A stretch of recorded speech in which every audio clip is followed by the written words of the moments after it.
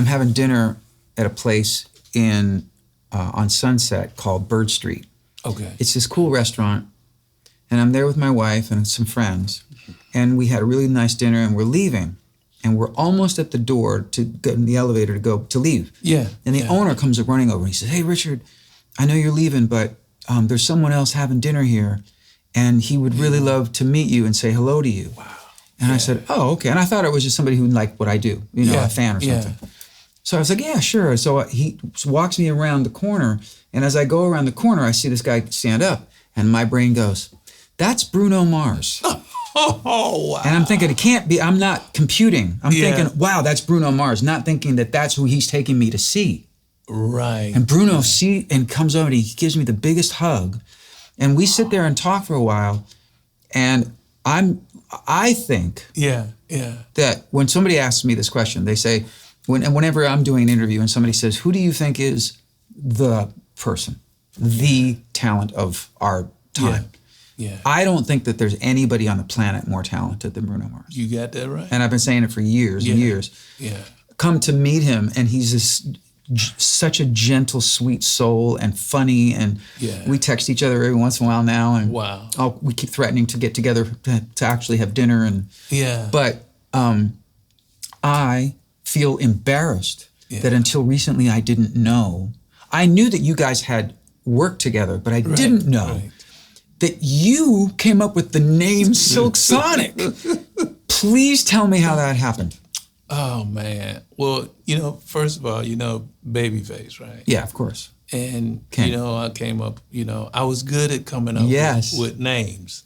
If I see you and you remind me of something or somebody. That's true. I mean, you are. Talk about, and I know you're at least 2 for 2 between naming Babyface and Silk Sonic. That's all you need. You don't need more than that, but I bet you've done way beyond that. It's a lot of them that never rose to that, that fame thing, but that was what I did, and, I loved it. It was funny. Yeah. Because every time I did that, it stuck. Yeah.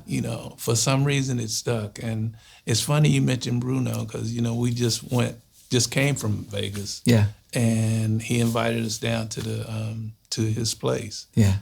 What is it, Pinky Ring? Yeah. We went down and had a blast. Nice. And then the very next day, I texted him and told him just about the exact thing you just said about him being the void, taking up that void. He's the guy. He is, He's the guy, and on every level. Like, I think I might have even said to him that night, because I'd had a martini or two. Yeah.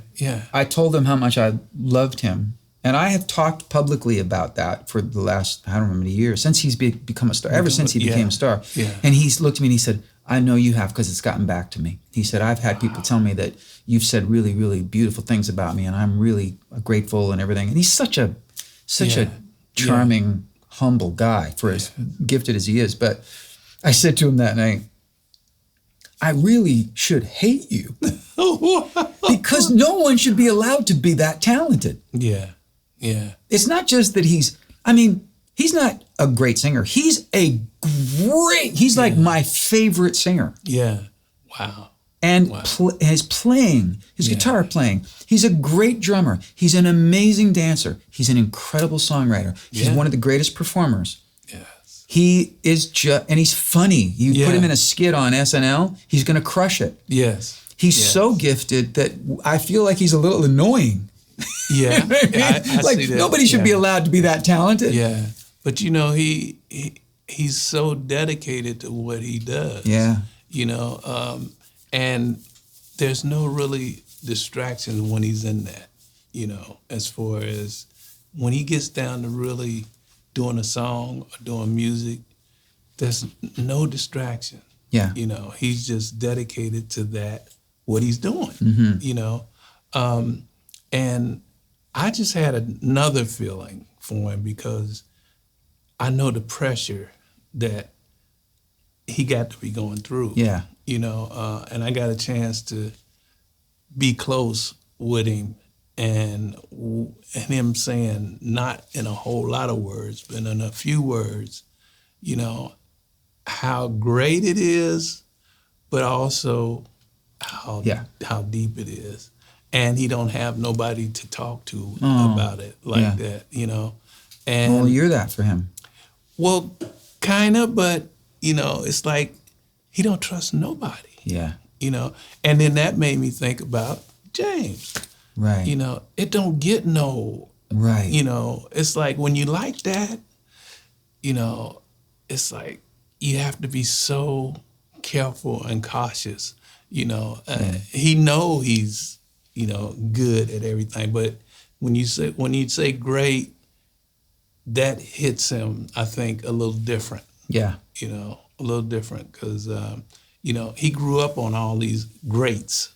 Yeah. You know, and it's hard to put himself in the greatness. But he really has surpassed pretty much all of them, almost all of them. Yes. The other thing about Bruno that is so unique, I think, is that to be not just as gifted and talented as he is, but to have had the amount of success he's had. Yes. And he's really the only powerhouse superstar I can think of who I basically don't know anything about. He's not on social media. Right. He's not tweeting. Yeah. He's not posting stuff. I mean, he's got people who post doing it. Very curated, very careful image stuff. Yeah. He doesn't do interviews hardly ever. Right.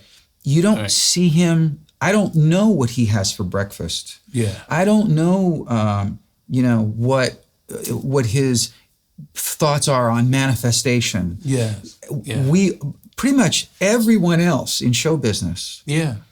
Over time, it's gotten more and more and more, and I'm certainly guilty of it. Where you just follow that path, and you're like, oh well, these 17 people want to interview me. I guess I'm promoting something, so I'm going to go do it. Right. I don't know who made that decision for Bruno, if it just came to him himself, but his lack of accessibility, I really admire almost as much as I admire his talent. Well, you know, I'm pretty sure that he came up with that because he studied. Yeah. I mean, he studied like no other, you know, and all of the good things he really studied real hard. Yeah. You know, and bits and pieces, you know. I'm just saying, like, in terms of publicity, Bruno Mars makes Prince look like he was a loudmouth. Yes. He makes Bruno Mars makes Prince look like he was, you know, a Kardashian, practically. You know what I mean? And Prince was careful. Yeah.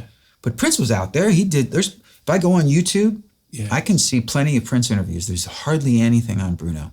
Bruno keeps his private life private. That's really admirable. That's Bruno. Yeah. And when I say he studied very well, just like you just said about Prince, that's what made him bag up from that. You know, if I bag away when I'm that hot, I will last longer. Totally. You know, and because everybody wants to know. And it's true. And when he does, and he doesn't put out music a lot, but when he does, it's an event. It's the bomb. It's an event, and it's always great. Yes. Like when I first heard the duet with Lady Gaga, I was a little like, oh, he's doing a duet with Lady Gaga? Okay. And that song actually took me a couple listens. I liked it. To get to it, yeah. But then like the third or fourth time I listened to it, I was like, wow, this is deep. And I hear his hands all over it. You know, I hear, no disrespect to her, because I think she obviously was a great collaborator, but man, he's just so gifted. No, anything that he's doing, you know, his hands are all over it.